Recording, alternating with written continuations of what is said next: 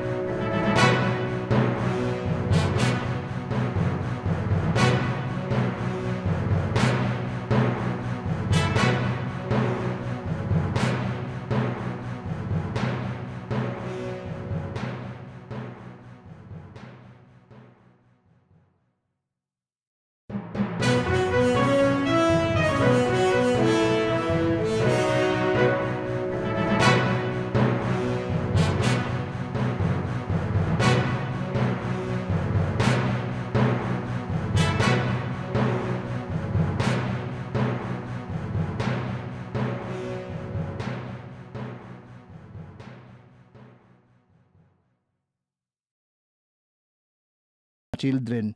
So dito man sila ang ilahang ka area kanang gitawat nga Mystic camping area.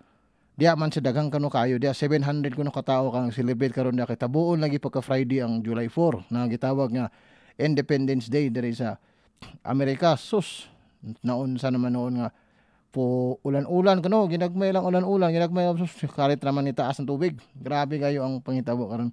So hinay-hinay gyud delikado kay ang magkuan gid sa daplin sa suba, no? Karon pagsaka ko no, na-estimate ko no karon dia sa na interview nga almost 45 minutes lang saka nag 30 feet kataas ang tubig diya sa suba sa Guadalupe River diya sa Kerr County. Sila gyud nga area nga county nga lugar diya nga naigo gyud nga hardly hit area, no?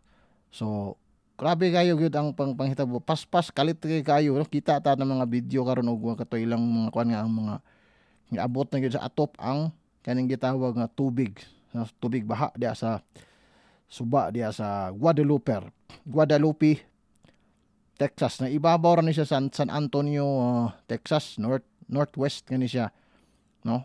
So dinhi na lamang sa akong nahimutangan sa New Mexico, Estados Unidos para sa Diretsahan Carmo.